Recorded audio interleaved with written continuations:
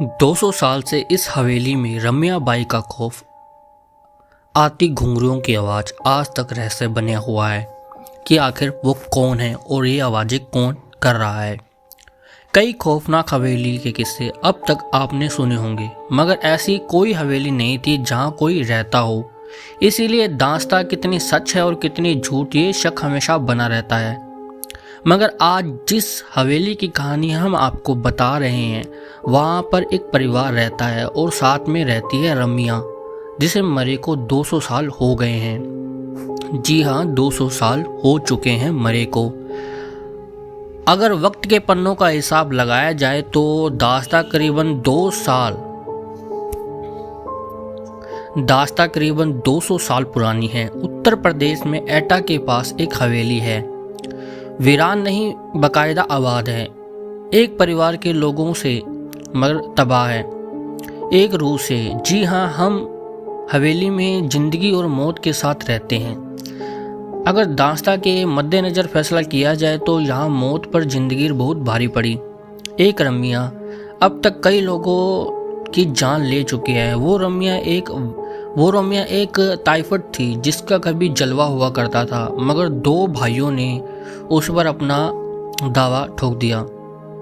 नाच देखने के दौरान झगड़ा हुआ, फिर झगड़ा शुरू हुआ और फिर इस झगड़े में जो हुआ उसकी निशानी थी एक मौत। वो रम्या झगड़े में बेमौत मारी गई। ये किस्सा 200 साल पहले का है, लेकिन आज भी वो उसी हवेली में दिखती है, नाच गाने घुंघरुओं के आवाज़ के साथ।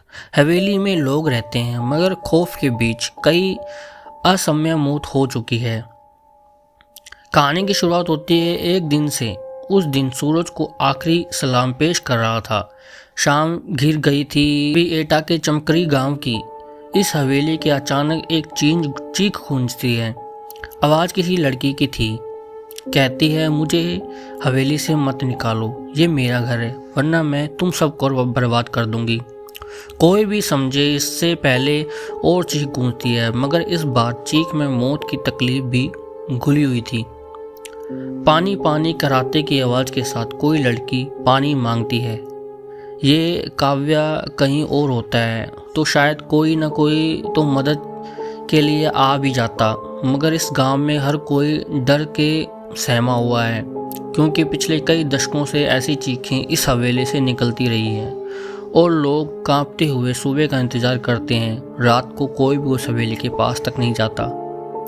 इस हवेली के मालिक सत्येंद्र तोमर कहते हैं कि यहाँ पहले सब ठीक था, लेकिन धीरे धीरे ये दिक्कत बढ़ती गई। यहाँ घुंघरुओं की आवाज़ सुनाई देती थी, नाचने की आवाज़ें, इस तरह प्रॉपर क्रिएटिव होती रही। तांत्रिक को बुलाया गया, कभी कभी आवाज़ें आती, आपको घर छोड़ना जाना पड़ता था। ये मेरा घर है, इस तरह हम लोगों को डर लगने लगा। कई बार वहाँ से आवाज़ें आती थी कि आपको घर छोड़ के जाना पड़ेगा, ये मेरा घर है। इस तरह से हम लोगों को डर में लगने लगा। हम लोग खौफ के साए में जीने लगे। लेकिन सवाल ये था कि आखिर कौन है ये लड़की और इसका इस घर से क्या रिश्ता है? क्यों दिन ढलते ही इस हवेली के पास से होकर गुजरने वाले रास्तों पर कब्रिस्तान जैसा सन्नाटा पसर जाता है और एक अजीब अनमनी सी लड़की इस हवेली के भड़कती दिखाई देती है। कभी झरोके से झांकती तो कभी हवेली की छत से लटकती गाय दूर से किसी मुसाफिर का इंतजार करती हुई लटकती हुई दिखाई देती है। जिसने उसे गौर से देखा बताते हैं कि उसकी नज़र बर्छी की तरह कलेजे को चीरती सी लगती थी, मगर कभी इन्हीं नज़रों के दीवाने थे लोग। वो जहाँ खड़ी होती थी उसी के आसपास खड़े होकर लोग उसका दीदार करना चाहते थे। जिस घर में वो रहती थी उसकी खिड़की पर लोगों की नज़र हमेशा टिकी रहती थी। इंतज़ार करते थे लोग कि कब खिड़की खुले और उसका दीदार हो। ऐसा जलवा था रम्या का।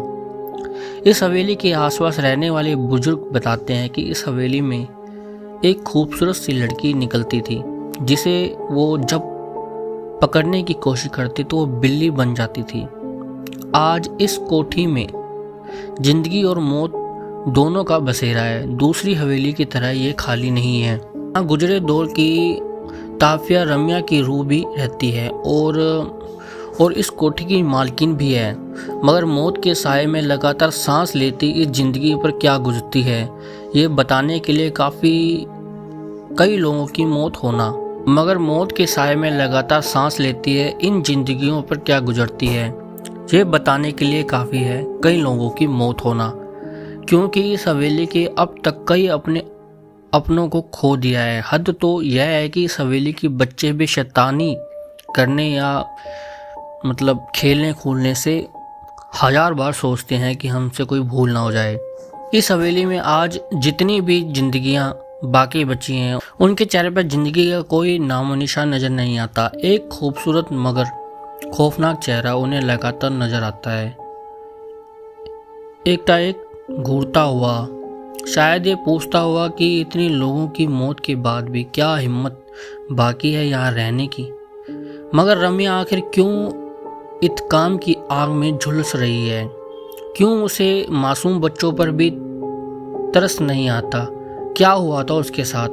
रम्या बाई, उसकी पायल जब छनकती थी तो लोग दीवाने हो जाया करते थे। हर हवेली का मालिक ये सपने पाला करता था कि एक दिन ये घुंघरू उसके सिर्फ उनके लिए छनकेंगे।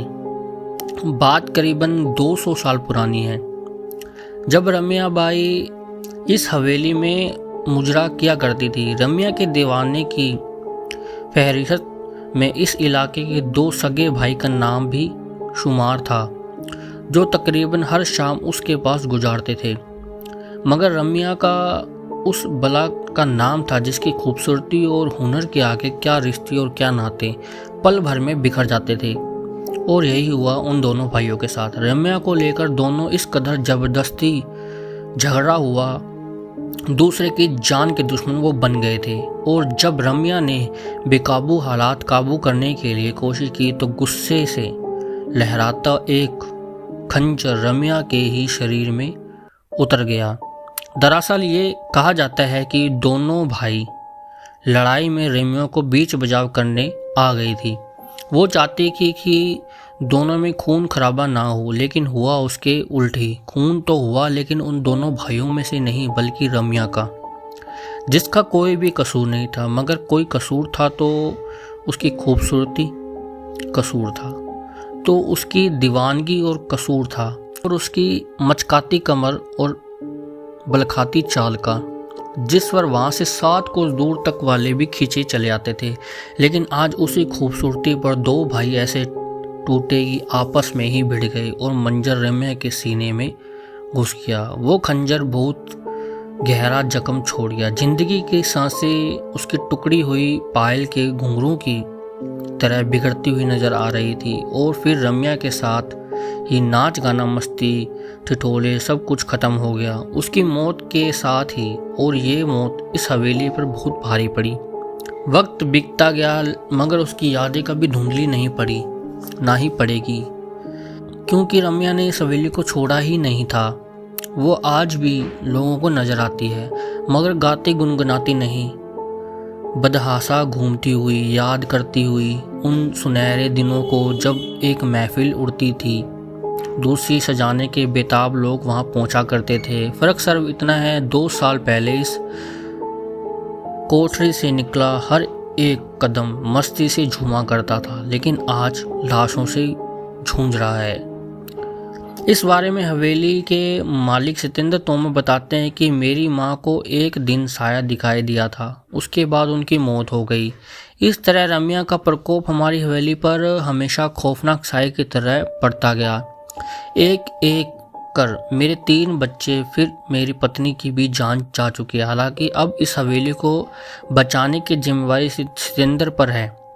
वो एक पढ़े लिखे इंसान है और इससे पहले तो वो भूत प्रेत जैसी बातों पर विश्वास नहीं करते थे, मगर आज जब वो अपने परिवार पर नज़र दौड़ाते हैं तो हर रिश्ता अधूरा नज़र आता है। वो जिंदा है मगर पत्नी नहीं रही, बच्चा नहीं रहा, तो माँ मर चुकी है, भाभी भी, मगर भाई जान गवा चुका है। कहते हैं कि तोमर विवाह से पहले इस हवेली में गुप्ता परिवार रहा करता था। लगातार हुई मौतों ने गुप्ता परिवार को इतना तोड़ दिया कि उन्होंने कौड़ियों के दाम में इस हवेली को बेच दिया।